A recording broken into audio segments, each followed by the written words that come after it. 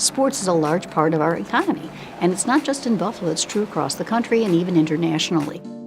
We developed the center after I discovered, after many years of teaching sports law, that there were a number of different people in different areas of the university that were involved in the sports law space in some way, shape, or form. We came to see that there was this critical cross-collaboration area that was not being addressed. It's very needed because the sports world has evolved over the past, people might want to say 20, but I go back to even the past 10 years. How student athletes are protected, how student athletes have an opportunity to, advance in their career. How can they be a part of such a growing industry that faces challenges that it's not just specific to athletics?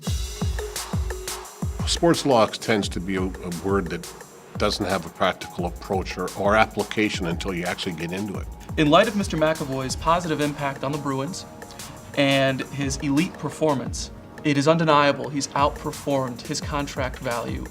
The idea that it's not just agents, it's club lawyers, it's arena lawyers, it's people trained to work in all aspects of the sports world.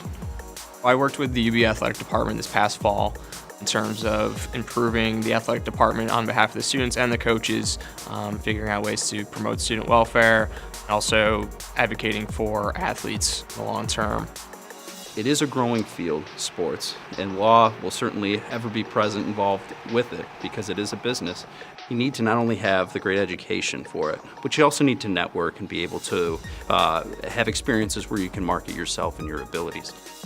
So if we harness our resources and work together, we are much more likely to be able to secure externships, internships, and eventually permanent employment for our graduates after they've had this sort of unique cross-disciplinary training, which nobody else, by the way, is offering at this point.